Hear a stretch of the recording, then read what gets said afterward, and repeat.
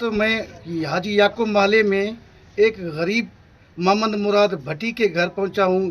इसके बच्चे को तकरीबन 9 माह हो चुके हैं, बीमार है। मुख्तलिफ अस्पतालों में उनको दवाई कर करके ये थक गए, ये इंतहाई गरीब है। आइए हम इनसे पूछते हैं इनका मज़ीद क्या कहना है।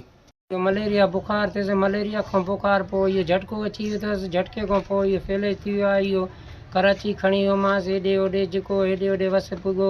9 महीना हेॾे होॾे तकलीफ़ कयमि, छा कयमि, कोई हाणे वसियत न आहे। मां ग़रीब मिसकीन सभु ज़मीनदारनि खे ग़रीबनि खे अर्ज़ु करां थो, कोई मुंहिंजो मदद करे। मां ग़रीब जो बचो पियो आहे, मां लाचार आहियां, बेवस आहियां, बसि कोई वाह न आहे। नंढड़ा बच्चा आहिनि, रेड़ी जो रोज़गार कंदो आहियां। मां काॾे वञा, क़ुर इहे ख़तमु, इहे कढाया मांसि, मुंहिंजो कोई हल नथो थिए। मुंहिंजो जीअण जंजाल थी वियो आहे। हिन वक़्तु कोई वसियत न आहे। मां ग़रीब जो बच्चो तड़पे थो पियो। अॻे बि मां अर्ज़ु कयमि, सही मां चवां थी दुआ करोसि।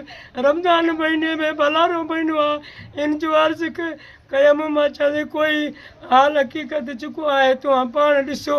मुंहिंजो कोई चाड़ो न आहे, मां रेड़ी मज़ूर ग़रीब आहियां, मुंहिंजो कोई तावन बि नथो करे। मां ग़रीब लाचार थी पियो आहियां, मुंहिंजो बच्चो तड़पे थो पियो, राति ॾींहुं जीअण जंजाल थी वियो आहे मुंहिंजो। मूंखे ख़ुदा वास्ते को मदद करो, मां ग़रीब जो कोई हाल न आहे।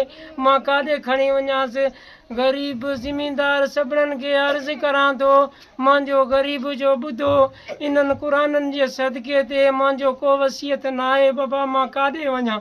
इनका कहना था कि मैं एक गरीब आदमी हूँ, मेरे पास इतने वसाइल नहीं हैं कि मैं इसको अच्छे कोई अस्पताल में दाखिल करूँ। जितने मेरे घर में थे मैं वो सारे कुछ बेच कर मैं अपने बच्चे की इलाज मुआवजा कर रहा हूँ। इस वक्त 9 महीने हो चुके हैं, वो बीमार है। यहाँ वो सोए हुए उसके जिस्मों पर ज़ख्म के निशान आ गए हैं।